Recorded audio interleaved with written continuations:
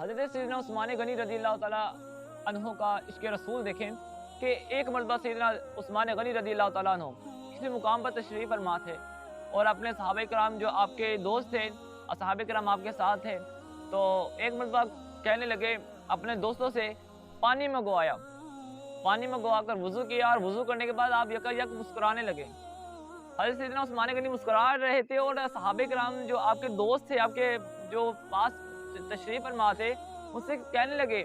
کہ آپ جانتے ہو میں کیوں مسکرایا ہوں؟ صحابہ کرام جو آپ کے دوست سے کہنے لگے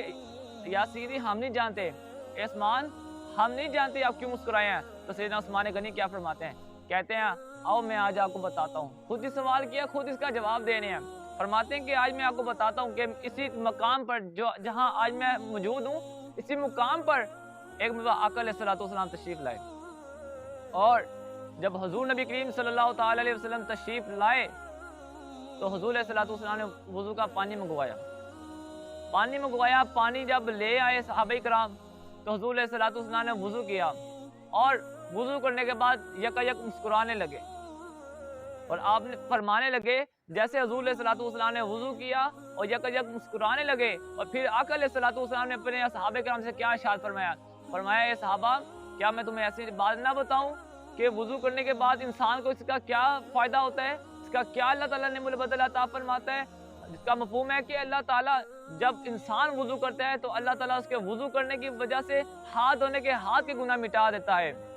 اور چہرہ دھونے سے چہرے کے گناہ مٹا دیتا ہے، مسح کرنے سے اللہ تعالیٰ مسح کرنے کی وجہ سے اللہ تعالیٰ سر کے مسح کے جو مسح کیا ہوتا ہے اس کے گناہ مٹا دیتا ہے، پاؤں دھونے سے اللہ تعالیٰ پاؤں کے گناہ مٹا دیتا ہے، حتیٰ کہ یہاں تک آیا گیا کہ جب انسان وضو کرتا ہے جو انسان کے ناخنوں کے اندر بھی جو ہوتے ہیں جب اس کا حصہ دھلتا ہے تو اللہ تعالیٰ اس کے بھی گناہ معاف کر دیتا ہے۔ ہمیں چاہیے کہ ہم ہر وقت باوضو رہا کریں۔ بعض روایت میں آتا ہے کہ آقا علیہ الصلوۃ والسلام نے ارشاد فرمایا جو باوضو سوئے کرے گا وہ ایسا ہے کہ جیسا وہ روزہ رکھ کر سونے والے کی طرح ہے۔ اللہ تعالیٰ ہمیں باوضو رہنے کی توفیق عطا فرمائے، اس سنت مصطفیٰ پر عمل کیا کریں، اور انشاءاللہ اس سنت پر عمل کرنے کی وجہ سے انشاءاللہ ہمیں بھی جنت میں داخلہ ملے گا۔ صلی اللہ علیہ الحبیب صلی اللہ تعالیٰ علی محمد صلی اللہ تعالیٰ علیہ وآلہ وسلم۔